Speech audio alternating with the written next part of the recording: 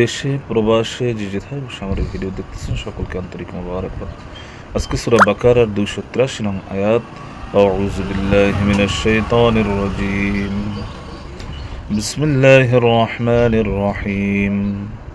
وإن كنتم على سفر ولم تجدوا كاتبا فرهان مقبوضة فإن أمن بعضكم بعضا فليؤد الذي اؤتمن أمانته وليتق الله ربه ولا تكتموا الشهادة ومن يكتمها فإنه آثم قلبه والله بما تعملون عليم। আর যদি তোমরা সফরে থাকো এবং কোনো লেখক না পাও তাহলে হস্তান্তরিত বন্ধক রাখবে। আর যদি তোমরা একে অপরের বিশ্বস্ত মনে করো তবে যাকে বিশ্বস্ত মনে করা হয় সে যেন সেও আমানত আদায় করে এবং নিজ রব আল্লাহর তাকওয়া অবলম্বন করে।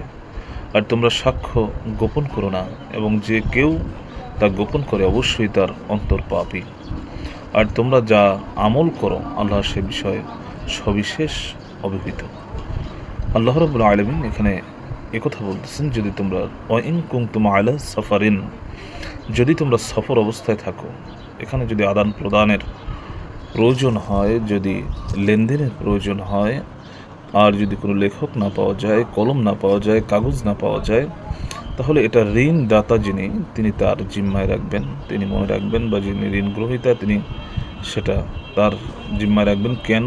আয়াতের শেষে আল্লাহ তাআলা বলেছিলেন আত্তাকিল্লাহ রাব্বাহু, পাওনাদারের উচিত আল্লাহকে ভয় করা। রাসূল সাল্লাল্লাহু আলাইহি ওয়াসাল্লাম তিনি দুনিয়া থেকে চির বিদায় গ্রহণ করেন, তখন তার লৌহ বর্মটি আবু শাহাম নামক একজন ইয়াহুদের নিকট 30 ওয়াসাক মানে 180 কেজি বার্লির বিনিময়ে, জবের বিনিময়ে বন্ধক ছিল, যে জব তিনি সে পরিবারের খাবারের জন্য গ্রহণ করেছিলেন। ফাথুল বারি 4th খণ্ড 354, মুসলিম 3য় খণ্ড 1226। রাসূল সাল্লাল্লাহু আলাইহি ওয়াসাল্লাম তিনি বলেছেন, ঋণ গ্রহীতা যে ঋণ নিয়ে থাকে তা পরিশোধ না করা পর্যন্ত তার হাত তা ঋণের বোঝা বহন করে বেড়াবে। ইমাম আহমদ রহমতুল্লাহ আলাইহি 513 নম্বর হাদিস। আবু দাউদ শরীফ 3য় খণ্ড 822, তিরমিজি শরীফ 4th খণ্ড 482, নাসাই শরীফের 2য় খণ্ড 411, ইবনে মাজাহ শরীফের 2য় খণ্ড 802। আল্লাহ তাআলা বলেন, ওয়ালা তাকতুমুশ শাহাদাতা, সাক্ষ্য গোপন করো না, বিশ্বাস ভঙ্গ করো না এবং তা প্রকাশ করা হতে বিরত হও না। ইবনে আব্বাস রাদিয়াল্লাহু তাআলা আনহু তিনি বলেন, মিথ্যা সাক্ষ্য দেওয়া এবং সাক্ষ্যকে গোপন করা বড় পাপ, কবিরা গুনাহ।